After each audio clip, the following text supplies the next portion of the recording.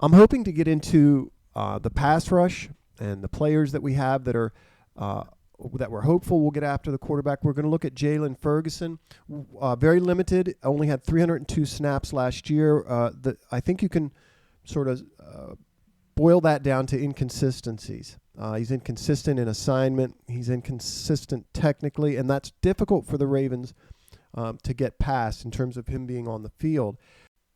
The first part of this video, I'll attempt to show some examples of those inconsistencies. He's just as prone to make a great play as he is to, several plays later do something you can't quite figure.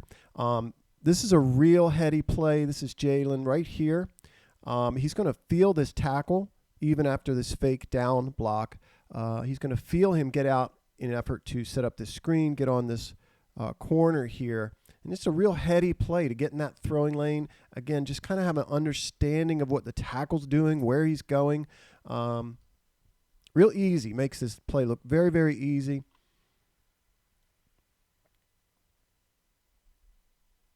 Here's an example of the not-so-good Jaylon, where he just abandons that edge and chases.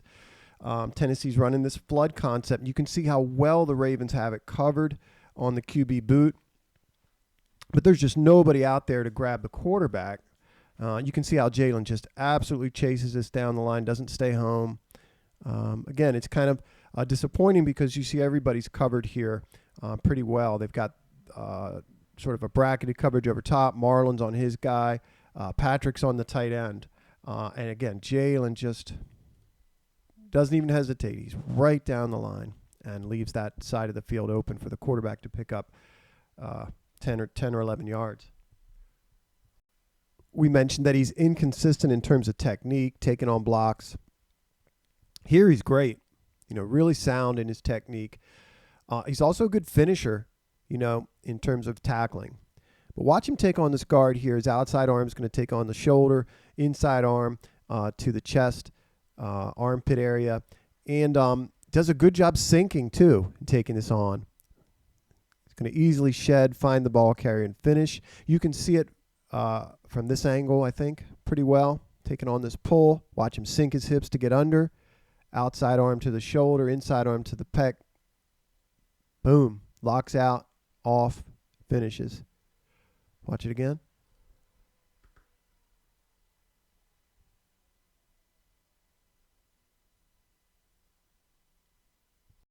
This is a play where Jaylon looks particularly bad because they hit it inside of him.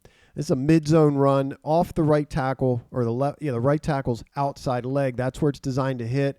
I don't think the defense is aligned particularly well. This is early in the year. I think it boils down to technique, in particular his feet. You see how his second step is upfield rather than flat. And if you watch the second step of Brandon, of Clay, you see that flat step there. And this is causing him he wants to get upfield. He's desperate to kind of get outside. But really, unless that play's coming directly to him, he's going to have a hard time getting to the ball carrier. I do think something curious happens to his inside leg here that causes him to get overpowered by the tight end right there. I think it kind of gives on him a little bit. But it's a bad look, getting tossed aside like that. That said, everybody's getting their butt whooped here. They don't even need a double team on Ellis here. Completely gets turned, and this hole opens up for them. The tackle's able to just jump right to our linebackers. Backside linebacker gets cut off because our one technique, Brandon, gets cut. And just everybody looks bad on this. Him in particular, because a tight end beats him pretty convincingly there. But I think a lot of it has to do with him needing to stay flat down the line here, needing to get his hand inside, lock out. And this would have been a great play for him to kind of lock this out, rip off this block, press the tight end outside, get in that hole. And we'll look at a play right after this where he does just that. Watch it again.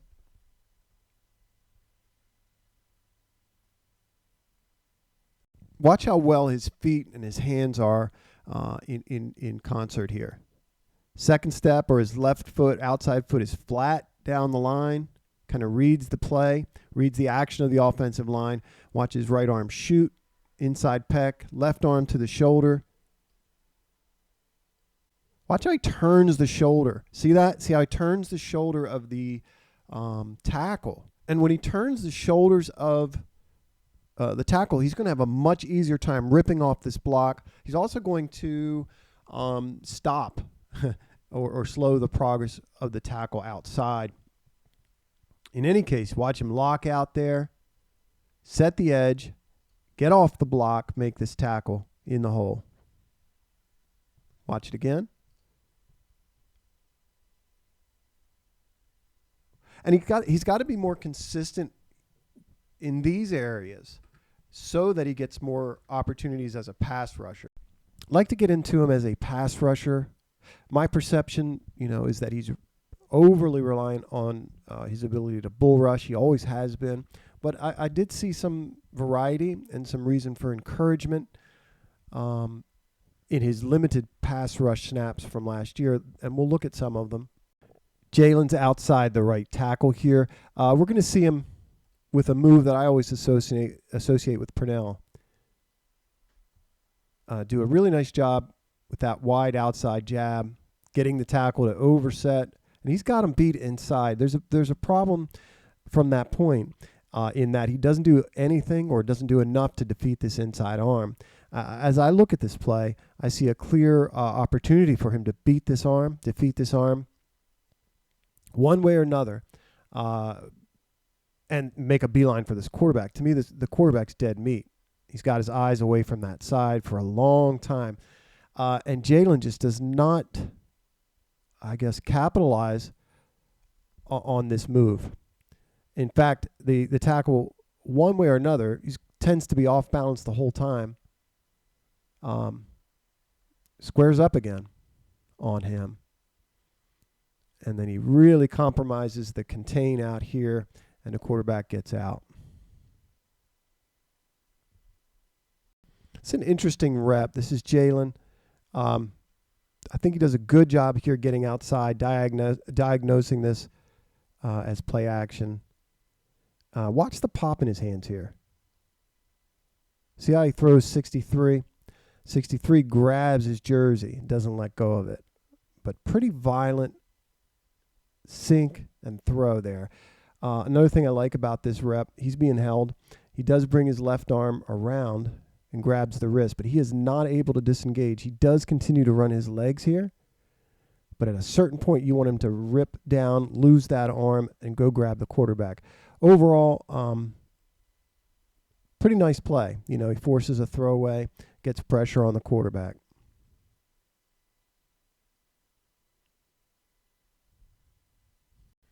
This is his tried and true go-to move. This is the bull rush. He heads up, takes the outside shoulder, turns into him. In this case, he gets his feet stopped, and it's all over once that happens right there. However, he did get some reps in this game, and he does use this move to set the tackle up inside later.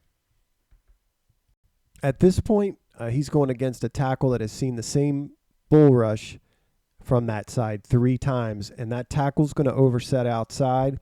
He's going to read that very well, beat him inside, and nearly take the quarterback's head off. Watch that again.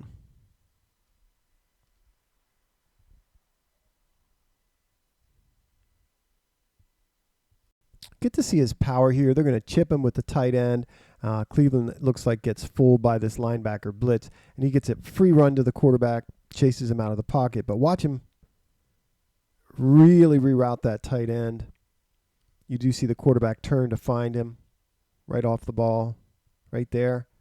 And, this route's been disrupted, and the quarterback flees, gets rid of the ball. Can't be much fun rushing versus Pittsburgh. They get the ball out so quick, but you can tell he's got that in his mind here off the edge. See him find the quarterback with his eyes there? That's his go-to, right? The bull. He's going to time that up. Quarterback pulls it down, but he continues to work. Again, good effort. He's going to lose that outside arm. Bring the quarterback down. Watch it again.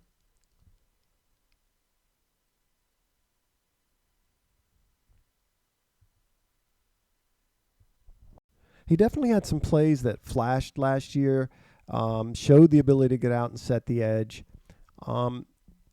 As a someone to drop in coverage, he's poor at that. Doesn't show much aptitude, or he looks uncomfortable there. We won't look at it in the video, but he had a hard time with shallows coming across.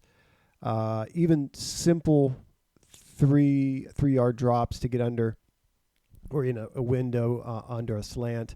These were things that seemed awkward for him. It could be just reps, but athletically, he is challenged laterally compared to just about any outside linebacker the Ravens have, but certainly Owe.